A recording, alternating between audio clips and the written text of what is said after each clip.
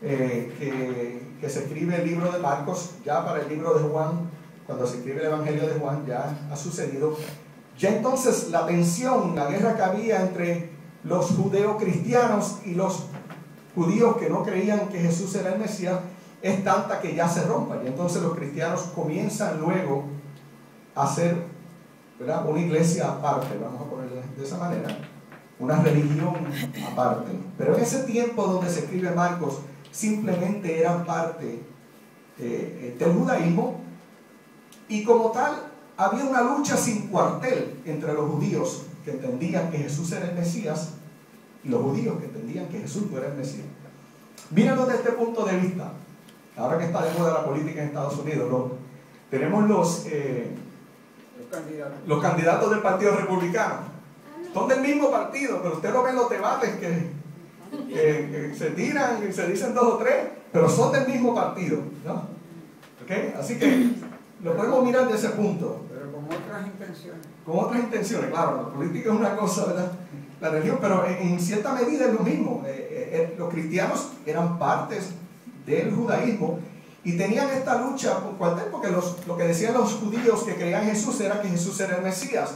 Los judíos del templo, que eran la élite, ¿verdad?, los que estaban al mando de la religión judía, decían que no, que Jesús era un charlatán, que no era ningún Mesías, y tenían esa lucha.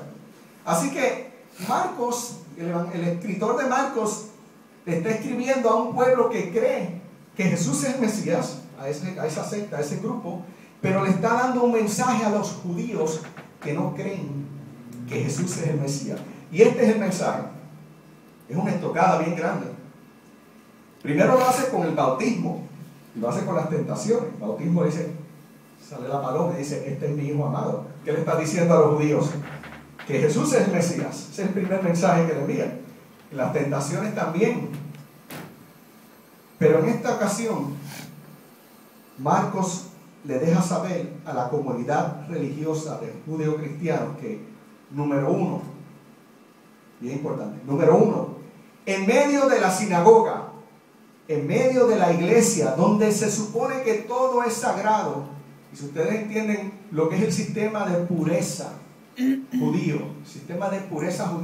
ellos entendían que en la iglesia eso era lo más sagrado. En medio de esa sinagoga, de esa iglesia, podían habitar los espíritus impuros. En medio de la pureza podía existir la impureza. En medio de lo que ellos creían que era la pureza, existía la impureza. Y para nosotros, hoy en día, nosotros sabemos que en la iglesia puede haber personas con espíritus impuros. Nuestro contexto, ¿verdad? Podemos saber eso, ya sea demonios, la gente entra, hay gente con vicio, gente que tienen mucha maldad en sus corazones. En la iglesia entran personas que tienen mucha hipocresía, muchas personas que les gustan los chismes. Parte de la iglesia, nosotros entendemos eso, ¿verdad? En la iglesia entra gente con intenciones malas, imperfecciones.